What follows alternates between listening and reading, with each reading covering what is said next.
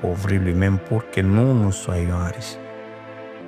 Et je vous avais dit l'autre fois, Dieu a tendance à enrichir tous ses serviteurs. Si tu marches avec Dieu, sa tendance, il va chercher à t'enrichir. Regardez tous ceux qui ont marché avec Dieu, même aujourd'hui, la plupart des serviteurs de Dieu intègres, Dieu les amène toujours dans l'abondance. On a dit Isaac est devenu riche, il devenait de plus en plus riche et il allait s'enrichissant davantage. Mais aujourd'hui, ça ne va pas. La richesse ne vient pas. Les enfants de Dieu, la majorité, 99% vivent dans la pauvreté. Jusqu'à manquer même les choses les plus essentielles. Je vous avais dit que Dieu connaissait qu'un homme a besoin d'un environnement. Même aujourd'hui, on a besoin des choses matérielles.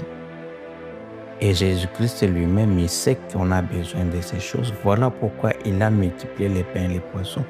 Jésus-Christ s'est occupé de l'aspect matériel déjà.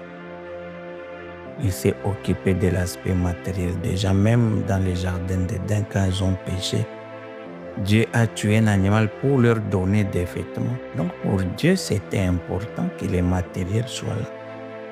Le matériel n'est pas un péché. Dieu lui-même savait que l'homme a besoin de cet environnement matériel pour vivre dans la paix. Parce que c'est un roi. Parce que c'est un enfant d'un roi. Un enfant d'un roi est accompagné généralement par des serviteurs avec beaucoup de biens. Ça a toujours été ainsi. Vous vous rappelez quand Abraham a envoyé Eliezer pour aller prendre une femme pour son fils, cet homme est allé avec une grande richesse. Même les esclaves qui étaient en Égypte, quand ils sont sortis avec des richesses, des enfants d'Israël. Ils avaient de l'or, ils avaient de très grandes richesses qu'ils ont pris chez les Égyptiens. Et pourtant, c'était des esclaves. Lorsqu'ils sont entrés dans la volonté de Dieu, la richesse est venue. Donc, chaque fois que tu verras la pauvreté, le manque d'argent, ce n'est pas la volonté de Dieu. La volonté de Dieu que tu sois dans l'abondance, la volonté de Dieu que tu aides même les autres. Il est dit que Dieu va te bénir jusqu'à ce que ça déborde et que tu y viennes en aide même aux autres. Mais aujourd'hui, pourquoi la pauvreté s'est installée?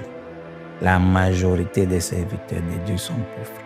La majorité d'enfants de Dieu sont pauvres. Il manque même de tout, même les choses les plus essentielles, comme à manger, la nourriture, avoir un toit, payer un loyer, payer la scolarité des enfants, ça devient des choses difficiles.